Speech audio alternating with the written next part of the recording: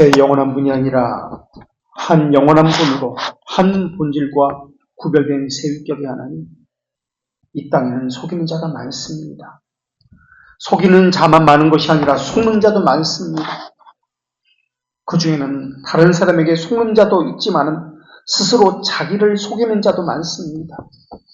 진의를 오해하면서 그것이 아닌데 다른 의도로 받아들이면서 거짓된 이미지를 만들어내기도 합니다. 그러나 저희는 말과 언어를 가지고 살고 있습니다. 그것으로 소통하며 그것으로 하나님을 찾으며 하나님을 전하고 있습니다. 허나 지금 저희가 사용하는 말과 언어는 바벨탑의 죄악으로 인해서 하나님께서 형벌로 흩어버리신 그 말과 그 언어입니다. 저희가 사용하는 언어에는 죄의 저주가 숨겨져 있었고 하나님을 찬양하고 하나님을 교제하는 말로 사용되는 것이 아니라 진리와 진실을 왜곡하고 자신의 교만을 감추고 다른 사람을 속이는 말로 사용되는 경우가 더 많습니다. 저희가 가진 언어는 미흡합니다. 어설프고 마음이 뜻한 말을 바르게 전하지 못하는 것은 물론이고 말을 함으로 인해서 진심을 배반하고 양심을 거슬려 거짓을 말하고 오해를 풀기 위해서 말을 했지만은 더 오해를 낳고 마음의 결함까지 더해져서 뒤엉키고 넘어지기까지 하는 경우도 많습니다. 언어의 결함에 저희 마음의 결함이 덧붙여진 경우도 많습니다. 통제되지 않는 감정에서 나오는 말의 거침은 성급한 결론으로 이끌어가기도 합니다. 결핍하면 마음을 기만하면서 그럴 의도는 아니었는데 다른 사람의 마음에 깊은 생채기를 주기도 하고 거칠게 동치는 미움과 격정을 낳기도 합니다. 성난 파도의 부딪힘보다 더한 영혼의 격정이 잠을 이루지 못하게 하도록 분노와 마구 휘저어놓는 진흙탕 같은 마음의 동요를 갖기도 합니다.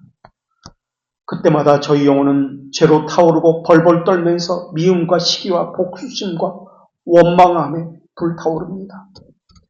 어떤 선택도 할 수 없을 정도로 욕망은 치달아가지만 통제되지 않는 폭풍우의 바다처럼 저희 영혼은 거칠어지고 괴롭힘을 당하고 있습니다. 저희 영혼을 괴롭히는 것은 무엇입니까? 사탄입니까? 아니면 우리 자신의 죄악입니까? 저희가 가진 언어는 감옥에 있는 수감자처럼 정신적 고립을 자초하고 있지만 실상은 이보다 더한 통제되지 않는 자유자는 없을 것입니다. 주님이시여, 저희의 말과 언어, 의도, 무엇보다 그 말을 듣는 저희의 마음을 성령님의 통제 아래에 두시어서 바르게 말하게 하시옵고 바르게 듣게 하여 주시옵소서. 저희 안에는 사역한 병폐와 우둔한 맹종을 물리쳐 주시옵고 듣긴 들어도 바르게 듣지 못하고 자의로 왜곡하는 자들에게는 하나님의 말씀이 다시 풀어지고 숨겨진 진리가 밝히 보여지도록 하여 주시옵소서. 말씀으로 오신 예수 그리스도의 이름으로 기도합니다. 아멘. 하나님께서 우리에게 주시는 말씀은 사도행전 26장 28절의 말씀입니다. 하나님의 말씀을 봉독합니다. 하나님의 말씀을 경청하십시오. 아그리빠가 바울에게 이르되 내가 적은 말로 나를 권하여 그리스도인이 되게 하려 하는도다. 아멘. 위대한 신앙을 놀랍게 고백하고 교회에서 열심히 봉사하는 사람이 있는데 실상은 유사 그리스도인의 머무는 이유 4가지의 것에 대해서 우리가 살펴보고 있습니다. 그 첫 번째 이유는 자신의 진실한 상태를 모르기 때문입니다. 자기에게 속고 있기 때문에 그런 경우가 많이 있습니다. 두 번째 이유는 경건의 모양만 갖추라는 사탄의 유혹 때문에 그러합니다. 세 번째 이유는 세속적이고 육신적인 방법 때문에 그렇습니다. 이 사람은 세상의 정신을 가지고 교회 안으로 들어왔을 뿐입니다. 네 번째는 내재하는 정욕이 신앙의 진보를 가로막기 때문에 그렇습니다. 우리가 이 네 가지 방법 중에서 첫 번째 것은 지난번에 살펴봤고, 오늘은 그 두 번째인 경건의 모양만 갖추라고 요구하는 사탄의 유혹 때문에 참된 그리스도인이 되지 못한다는 것을 나누도록 하겠습니다. 많은 사람들이 사탄을 주상적인 존재로 생각하고 있습니다. 마치 사탄을 중세 마녀나 아니면 영화, 중세 영화나 이런 영화에 나오는 것처럼 악기 비슷하게 생각합니다. 아니면 우리의 문화적 배경을 가지고 한밤중에 갑자기 나타나는 귀신과 같은 존재로 생각을 합니다. 중세시대에는 사탄의 가장 취약점이 자존심, 교만한 존재이기 때문에 자존심이라고 생각했습니다. 그래서 사탄을 조롱하려는 목적으로 빨간 뾰족 모자가 달린 망토를 입고 그리고 삼지창 같은 쇠스랑을 들고 있는 발굽과 뿔이 달린 우스꽝스러운 모습으로 사탄의 모습을 그렸습니다. 그러나 성경은 사탄을 참소자, 세상을 주관하는 자, 이 세상의 신이라고 이야기하고 있습니다. 사탄의 이름은 대적이라는 의미인데 이 이름은 사탄의 본질을 이야기합니다.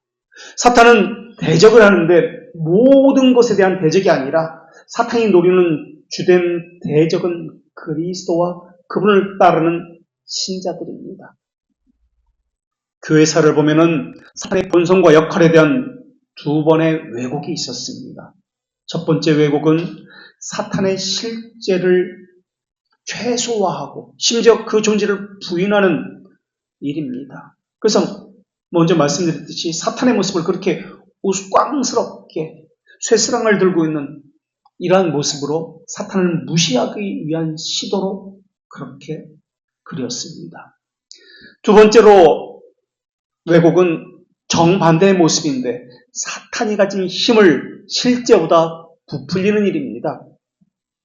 교회에서 선과 악, 빛과 어둠 이것이 서로 주도권을 가지고 서로 싸운다는 식으로 이원론적인 관점을 갖게 했기 때문에 그렇습니다. 그래서 마치 사탄을 하나님과 대등한 존재로 오늘날까지도 그렇게 생각하는 사람들이 많이 있습니다. 성경에서 분명히 말씀하고 있는 것은 사탄은 피조물이라는 사실입니다. 피조물이기 때문에 전지전능하지 아니하고 무소부재하거나 편재할 능력 자체가 아예 없다는 점입니다. 구속사 가운데 처음으로 사탄이 드러나는 것은 여호와 하나님이 지으신 들 짐승 중에 가장 간교한 것이 뱀이다 라고 하는 것을 통해서 사탄이 등장합니다. 사탄은 하와에게 다가가서 질문을 합니다. 하나님이 참으로 너희에게 동산 모든 나무 열매를 먹지 말라고 하더냐? 모든 나무 열매를 먹지 말라고 하더냐? 이 질문은 교묘하게 왜곡된 질문입니다. 하나님은 동산의 모든 나무 열매를 먹지 말라고 말씀하신 적이 단 한 번도 없습니다. 그런데 사탄은 하나님이 전부를 먹지 말라고 하셨지? 라고 질문을 살짝 바꾸어 버렸습니다. 일부분을 전체라고 속이기 시작합니다. 사탄의 의도는 하나님이 이 나무 열매를 먹지 말라고 금하셨다면 이것은 마치 동산 전체 나무 열매를 먹지 말라고 하신 것과 마찬가지다라는 논리입니다. 그리고 또 이어서 창세기 3장 4절과 5절에서 사탄은 또 이렇게 이야기합니다. 너희가 이것을 먹어도 결코 죽지 아니하리라. 오히려 너희가 그것을 먹는 날에는 너희 눈이 밝아져서 하나님과 같이 되어 선악을 알 줄을 하나님이 아심이니라. 여기에도 거짓말들이 섞여 있습니다.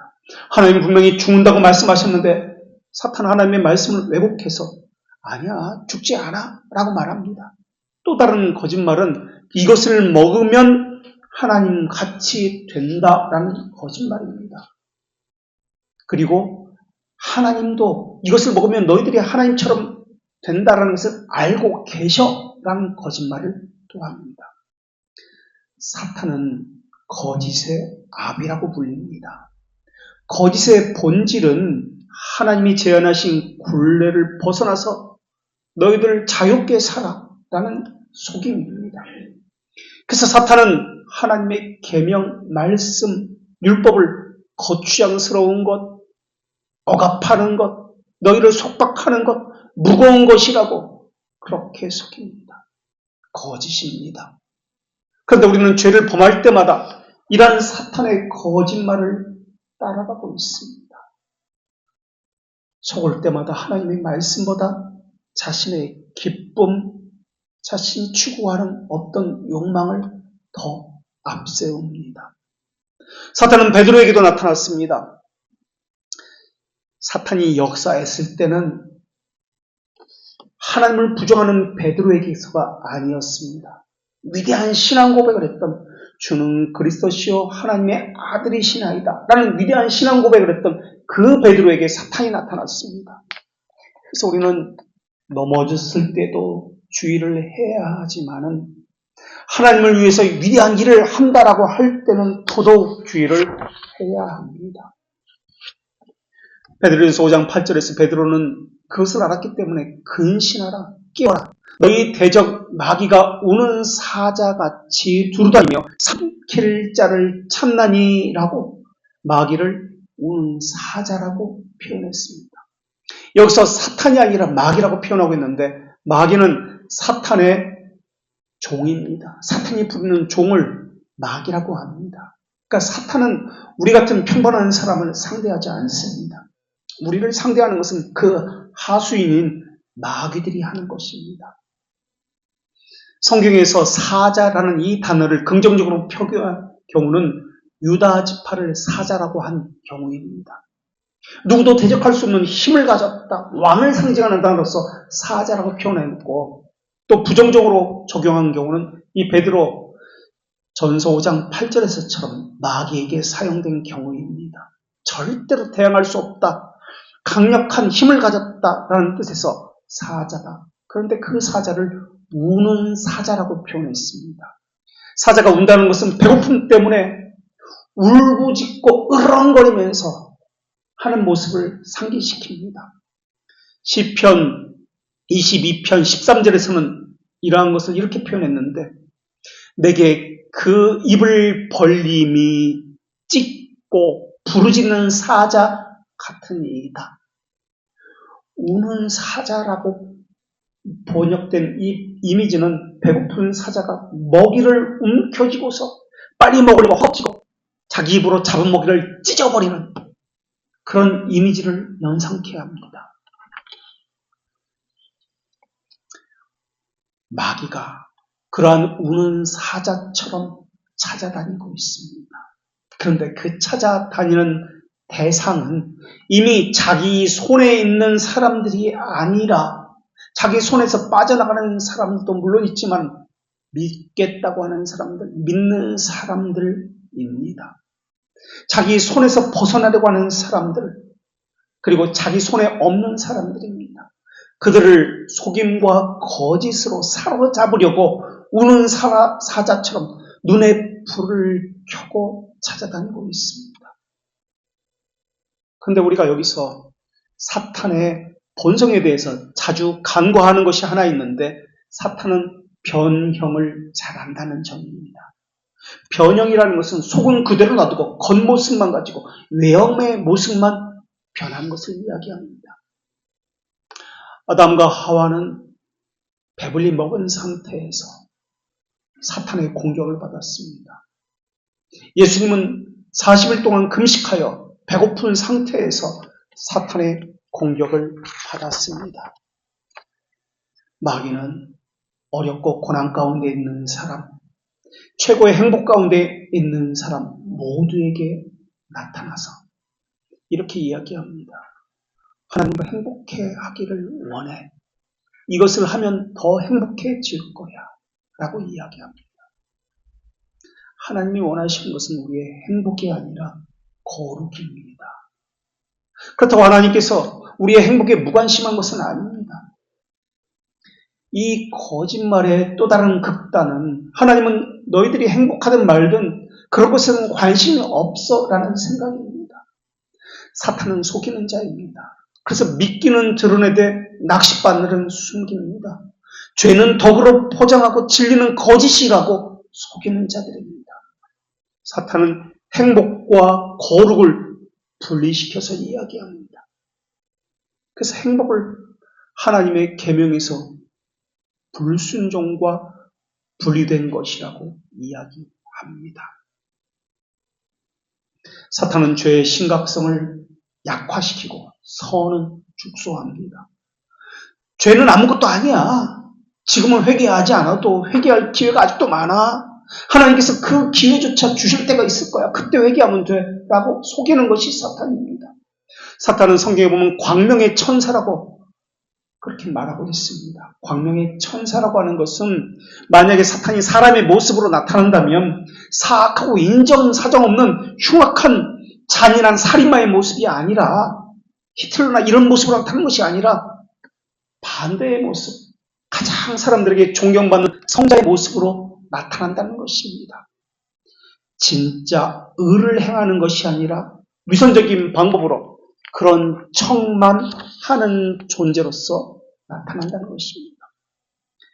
사탄이 이 땅에서 하는 두 가지 주요 활동이 있는데 하나는 유혹이고 또 다른 하나는 참소입니다. 그런데 이 유혹과 참소 중에 우리에게 더 익숙한 것은 참소보다는 유혹입니다. 교만의 본질은 하나님을 대적하는 것입니다. 사탄이 하는 일은 하나님을 대적하기 위해서 부추긴다는 겁니다. 부추기는데 유혹을 통해서 부추긴다는 겁니다. 그 중에서도 가장 잘 드러나는 것은 하나님의 말씀을 듣지 못하도록 방해하고 또한 자기 사람에 빼앗기지 않기 위해서 말씀이 들리지 않도록 그들의 귀를 가리우는 것입니다. 공상하게 만듭니다. 들어도 들리지 않도록 말입니다. 그리고 마귀는 공동체 가운데 나타날 때는 모이기를 패하는 것처럼, 패하는 자들처럼 한다는 것입니다. 그것을 행하도록 부추깁니다.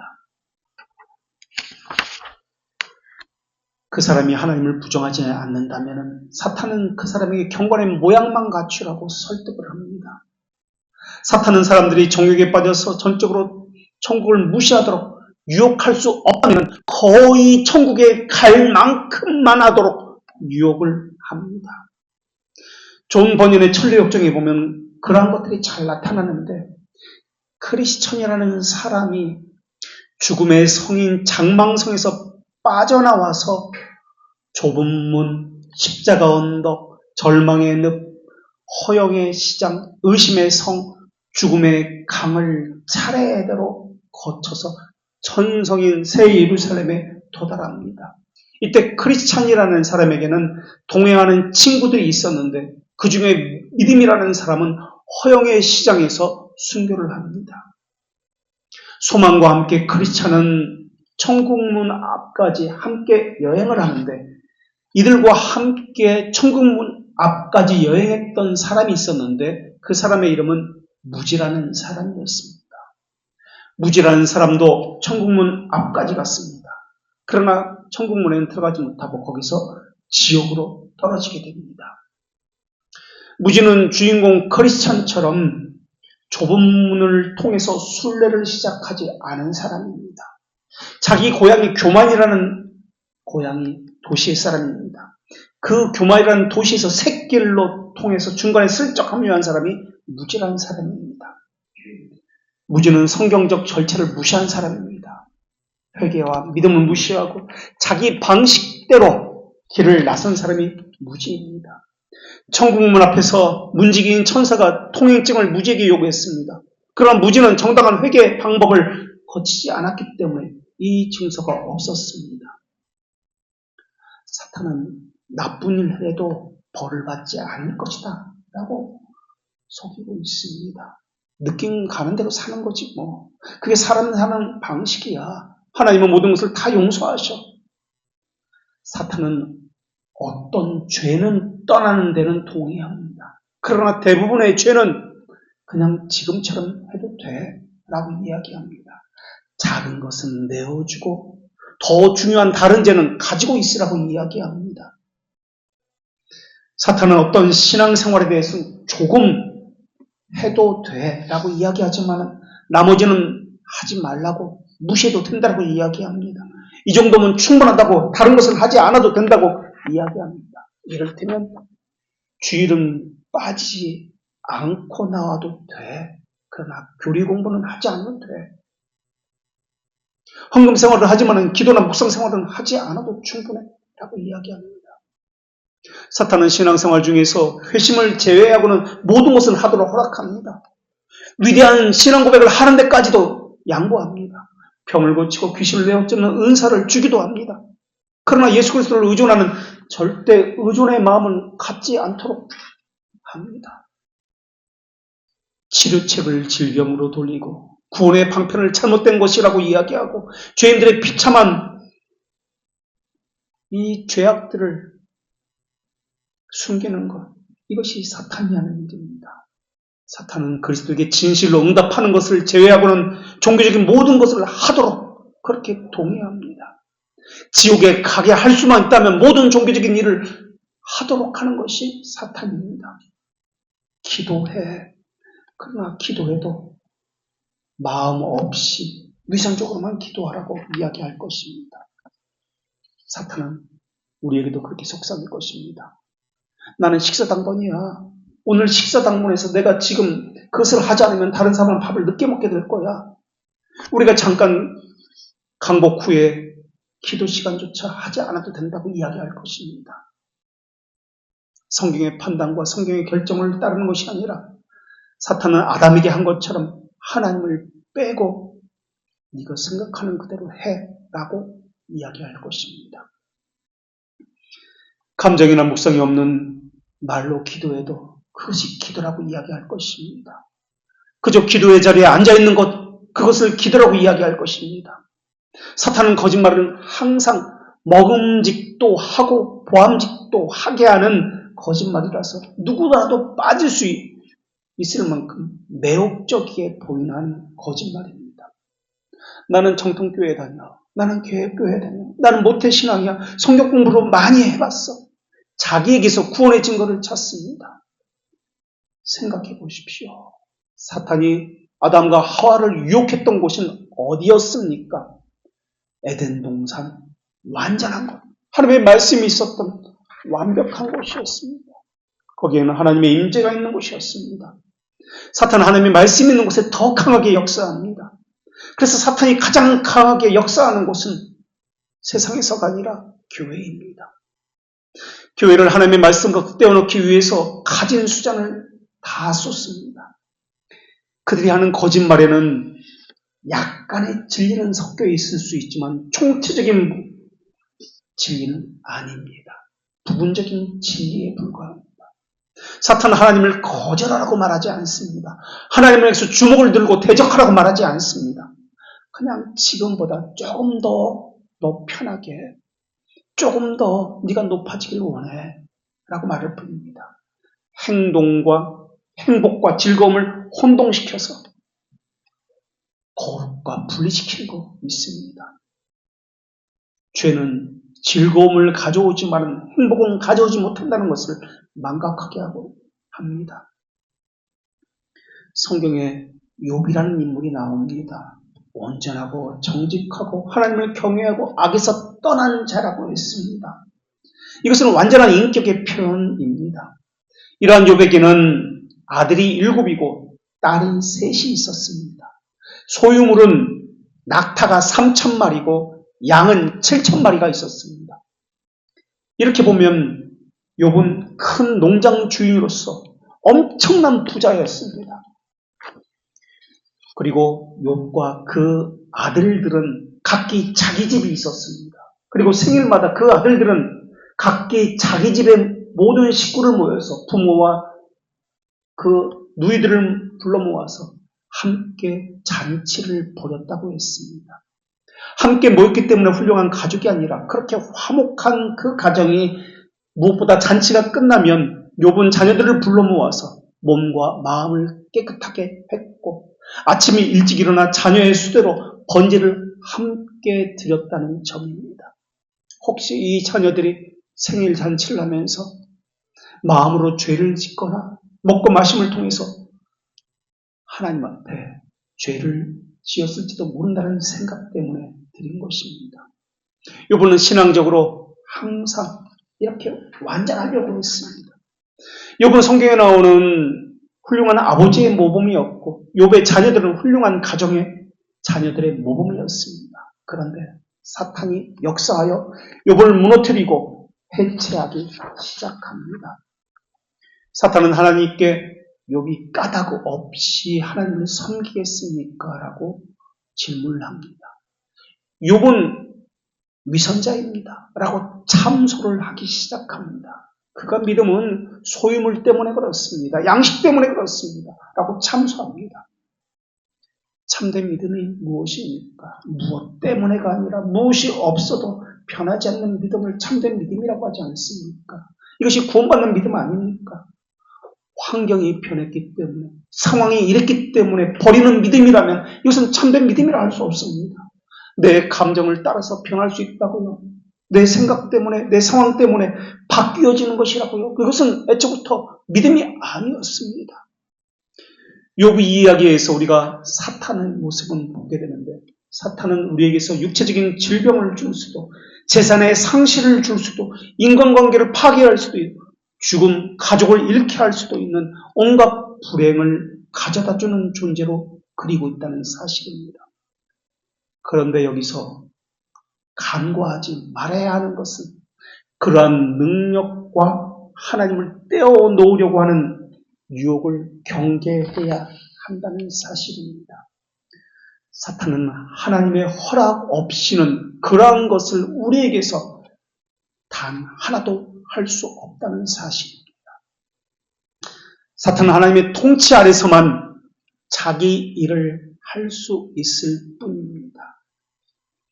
그래서 사탄에 의해서 믿음이 빼앗겼다면 그 사람은 가지고 있던 믿음을 빼앗긴 것이 아니라 원래 믿음이 없었던 사람이기 때문에 그렇습니다. 예수님은 이런 것을 아셨기 때문에 제자들에게 기도를 가르치시면서 너희는 그러므로 이렇게 기도하라 라고 하시면서 우리를 시험에 빠지지 않게 하시고 악에서 구하소서라고 가르쳐 주셨습니다. 이 기도의 문맥을 보면은 시험과 악이라는 비슷한 구조를 가지고 대꾸법으로 이루어진 문장입니다. 악에서 구하소서, 시험에 빠지지 않게 하소서. 사실 이 문장은 같은 의미로 사용된 문장입니다.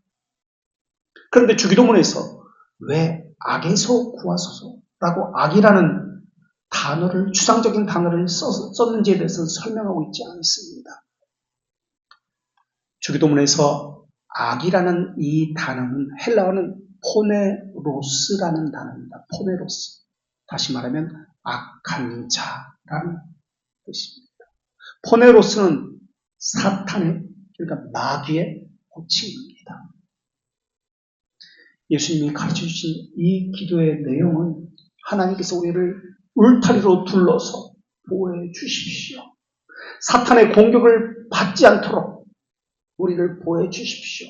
라는 기도입니다. 그러니까 이 울타리는 아버지는 자녀됨, 하나님과 자녀됨이 관계성이 형성된, 쉽게 말하면 하나님의 울타리 안에 있는 우리 교회 안으로 우는 사자가 들어오지 못하도록 해 주십시오. 라는 뜻입니다. 우는 사자는 목적이 세상이 아니라 교회입니다. 그것도 참된 하나님의 말씀이 있는 곳이 사탄의 마귀가 우는 사자처럼 공격하려고 하는 곳입니다. 욥은 자기를 보호했던 울타리가 무너지면서 대혼란에 빠지기 시작합니다. 그 고통이 얼마나 극심했던지 재 가운데 앉아서 자기 상처를 긁어야 할 정도였습니다. 재 가운데 앉았다는 것은 회개를 상징하는 단어입니다. 그런 유백의 아내가 먼저 찾아가서 하나님을 배반하고 욕하고 죽으라고 그렇게 이야기합니다. 그리고 그 다음에 친구들이 찾아가서 하나님을 배신하라고 이야기합니다. 성경에서 사탄의 또 다른 이름은 디아볼로스인데 고소인이라는 뜻입니다. 사탄은 참소하는 자로 나옵니다. 사탄이 그리스도인을 넘어뜨리기 위해서 공들이는 방법은 고소, 고발입니다. 이것이 교회를 무너뜨리기 위해서 사탄이 하는 가장 좋은 방법입니다. 그 중에서도 목사만 무너뜨리면 가장 좋은 방법, 모든 것이 해결됩니다. 목사라는 그 사람이 대단한 사람이라서가 아니라 목사가 맡은 직무가 하나님의 말씀이기 때문에 그렇습니다. 사탄은 우리 죄를 지적하면서 우리가 얼마나 나쁜 죄인인지 말을 합니다. 문제는 사탄이 검사로서 하나님 앞에 서게 될 때, 그래서 우리 죄를 고백하게 될 때 거짓말을 할 이유가 없다는 점입니다.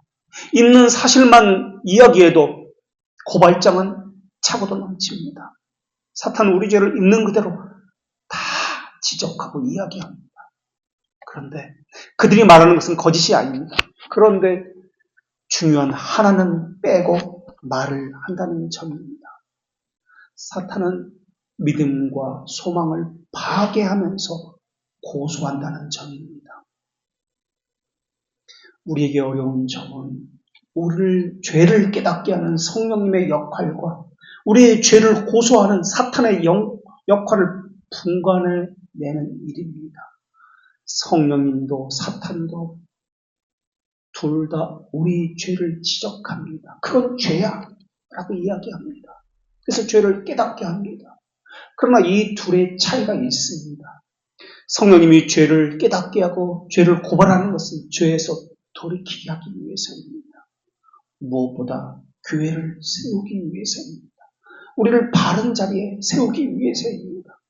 그래서 성령께서 죄를 깨닫게 하고 죄를 지적할 때는 얼마 동안은 고통스러울지 몰라 그 안에 소망이 함께 들어 있습니다.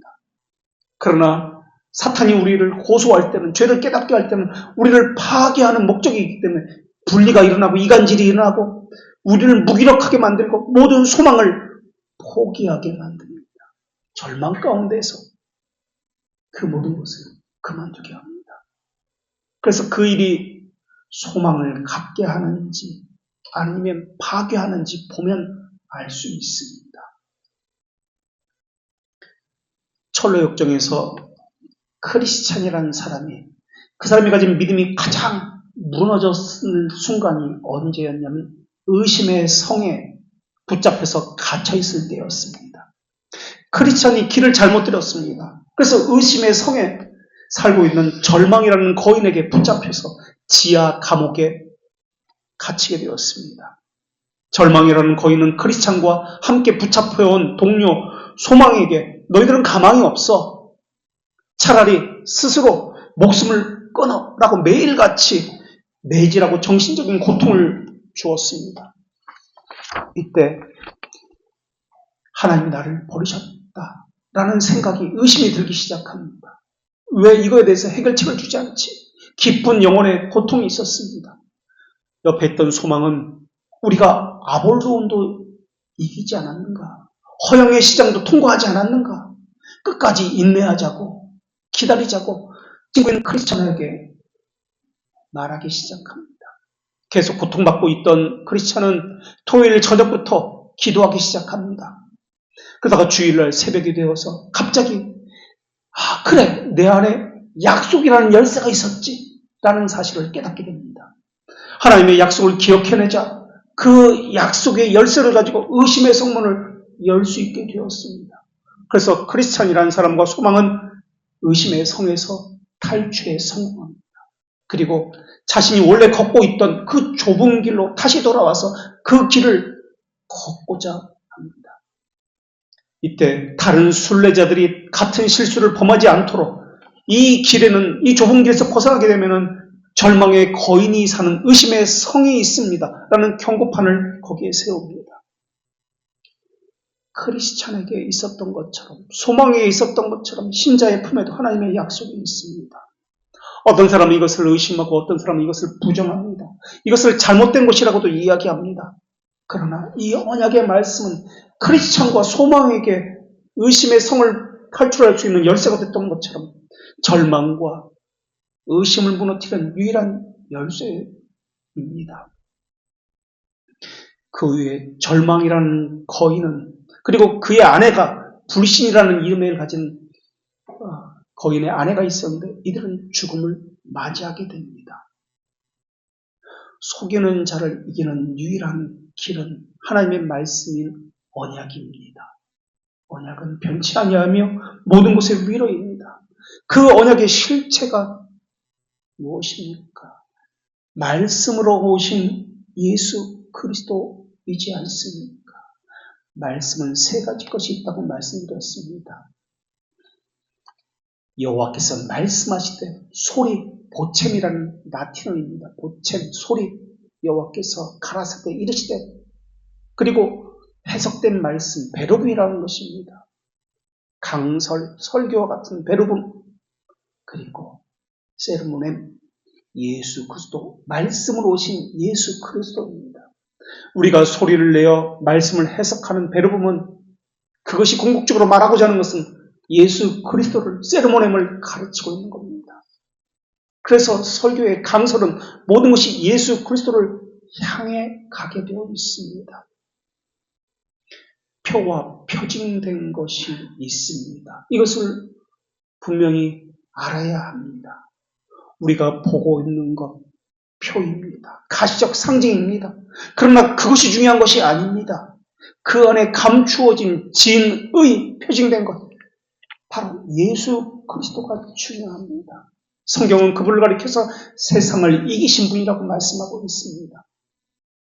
의심의 성을 탈출한 크리스천과 소망이 도착한 곳은 천국 미래 이 땅에서 맛볼 수 있는 기쁨의 산이라는 곳이었습니다. 기쁨의 산이라는 곳은 새 예루살렘 천성에 들어가기 전에 신자가 지상에서 누릴 수 있는 최고의 영적인 안식과 소망을 상징하는 그러한 장소입니다.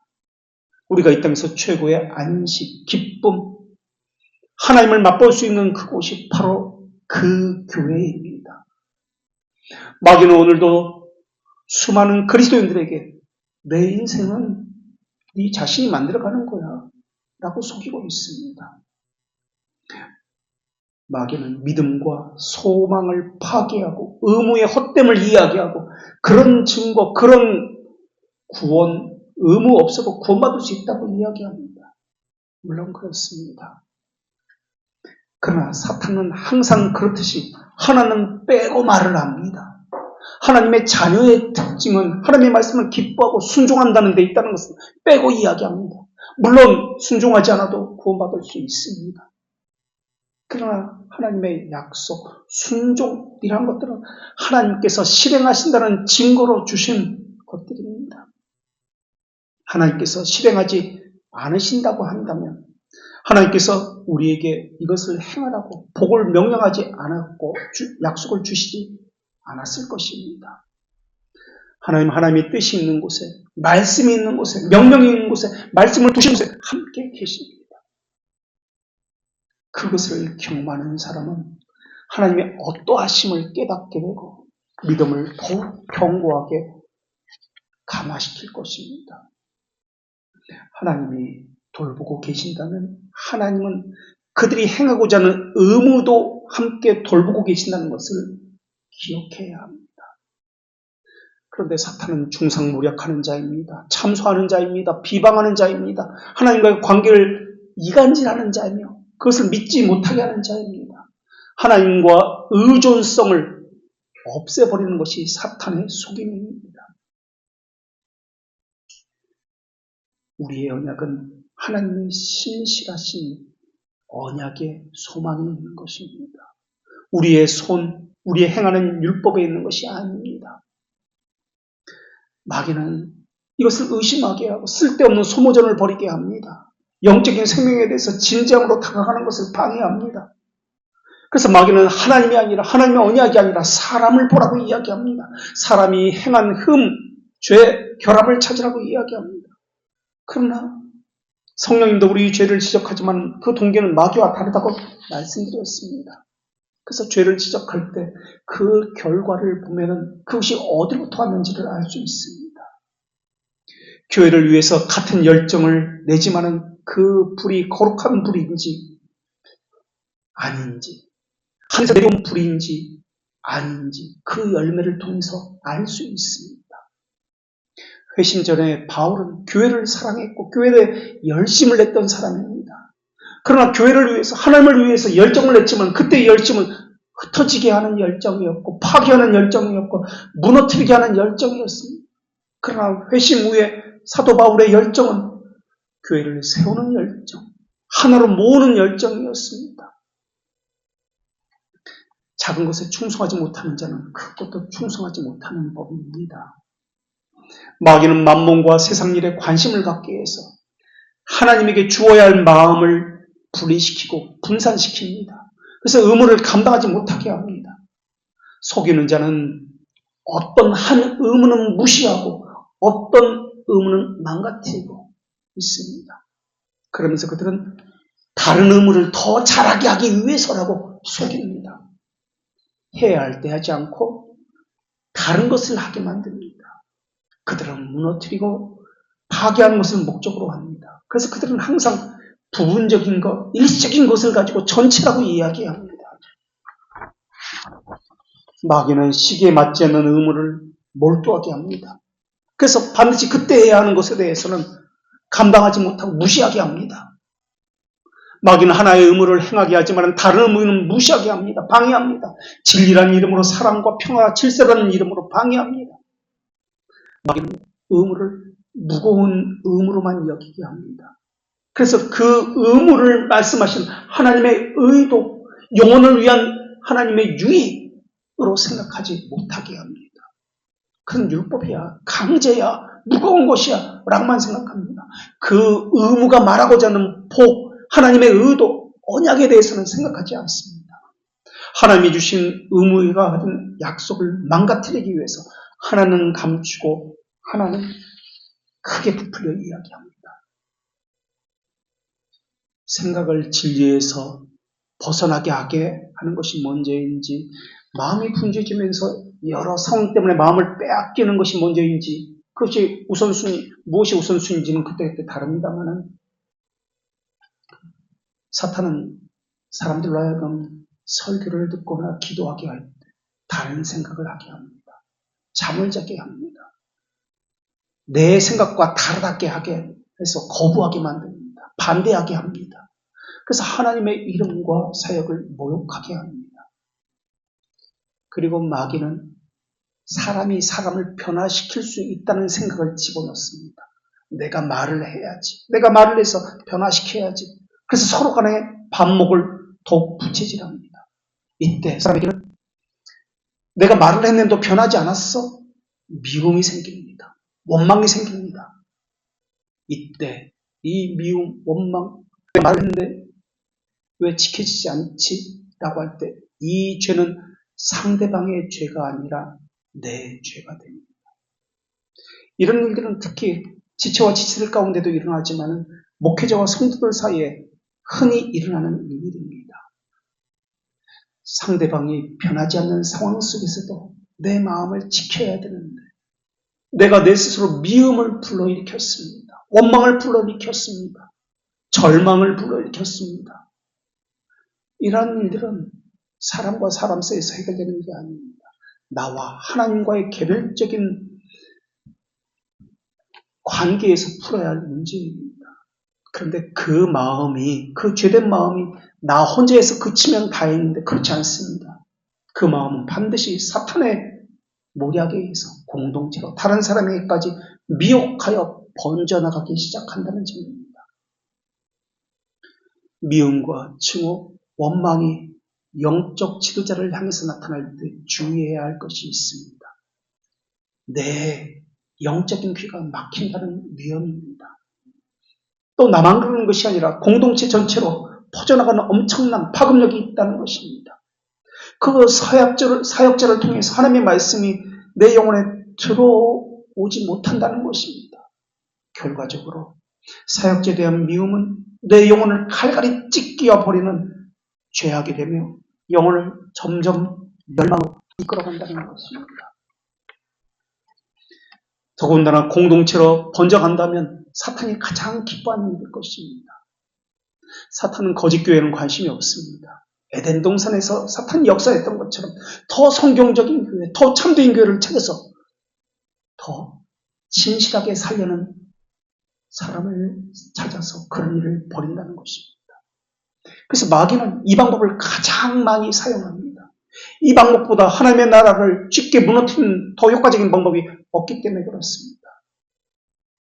말씀을 맡은 사역자를 향한 존경, 그 사역자에 대한 그 맡은 바에 대한 것을 인정하고 하는 것, 이것은 내 자신의 겸손함으로 신앙의 성숙도를 드러내는 잣대입니다.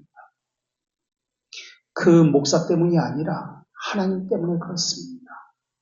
다윗이 자기에게 해코지하는 사울에게 어떻게 대했는지는 우리는 성경에서 들어서 알고 있습니다. 그것이 그 사람의 인격입니다. 사역자를 통해서 상처를 받았다 할지라도 그 미움이 내 안에서 열매를 맺고 죄를 향해 나아가고 방치하고 있다면 이것은 그 사역자의 죄가 아니라 내 죄입니다. 하나님께서는 그 사람에게 받는 것이 아니라 내게서 그 죄를 묻습니다.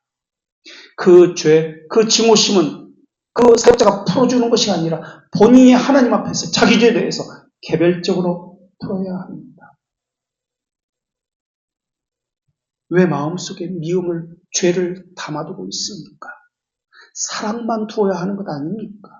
이해와 용서와 하나님의 성품을 담아두어야 하는 것 아닙니까? 은혜를 잃어버린 자에게 나타나는 것은 참소입니다.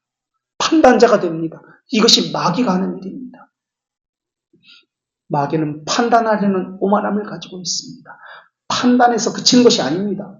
참소에서 무너뜨리기 위해서입니다.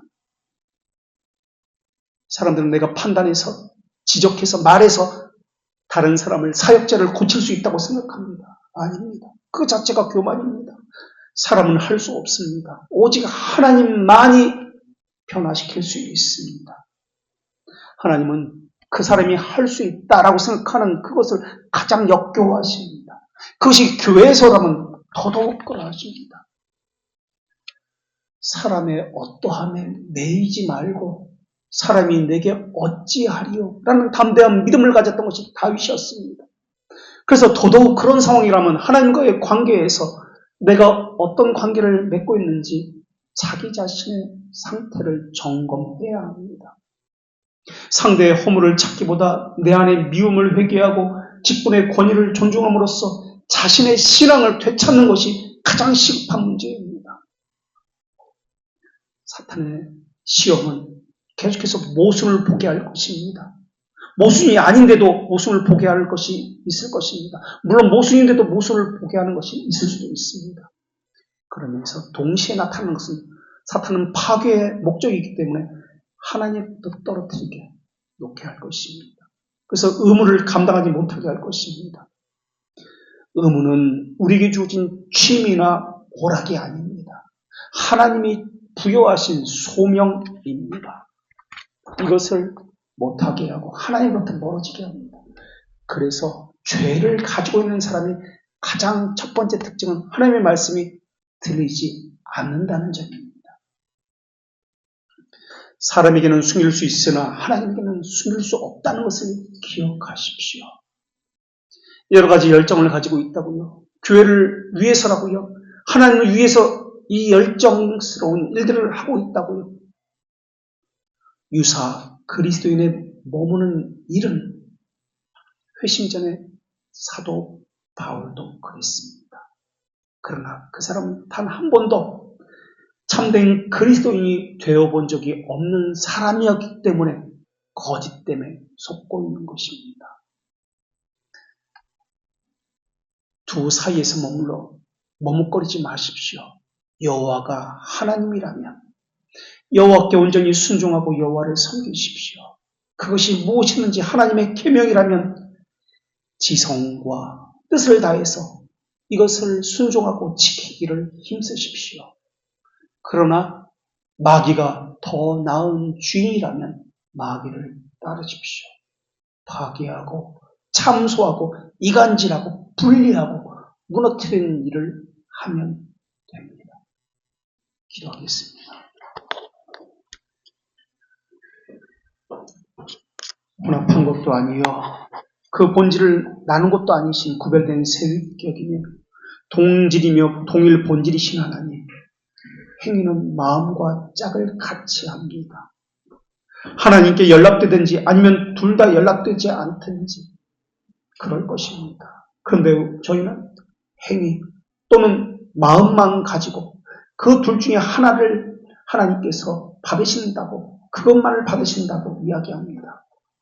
신앙의 행위는 마음과 상응하는 것이고 내부의 정신과 정서는 외부의 고백과 실천적 행위와 함께 이루어지는 것인데 저는 그렇게 생각하지 않을 때가 많습니다. 예배 시간조차 딴 생각하고 부주의하고 저희의 지성을 다하지 않고 있습니다. 믿음이 없는 기도를 기도라고 여기고 있습니다. 율법에 대한 두려움과 거룩한 경외심이 없어도 순종을 말할 수 있다고 이야기합니다. 구제와 말씀에 대한 변증과 보편교회한 외적인 행위 없이도 영적 예배를 말하고 있습니다. 예배에 상응하는 행위, 마음의 간절함을 갈망하는 은혜의 작용이 없으면서도 헌상을 말하고 있고 하나님의 성품에 상응하는 것이 없이도 신앙을 말하고 있습니다. 하나님의 뜻은 분리가 아니요 하나요 불의가 아니라 거룩과 진리인데 저희는 어찌하여 분리를 나눔을 이야기하고 있는 것입니까? 저희에게 하나됨과 온전함을 주시옵소서. 참된 진리 안에 거하며 바른 신앙을 갖게 하여 주시옵소서. 위선과 거짓과 사탄에게서 오는 유혹과 참소와 이간질을 저희 안에 발을 들이지 못하도록 주 하나님이시여 저희의 방패와 상급이 되어 주시옵소서. 저희가 시험에 빠지지 않게 하여 주시옵고 저희를 악에서 구하여 주시옵소서. 모든 시험에서 이기신 예수 그리스도 이름으로 기도합니다.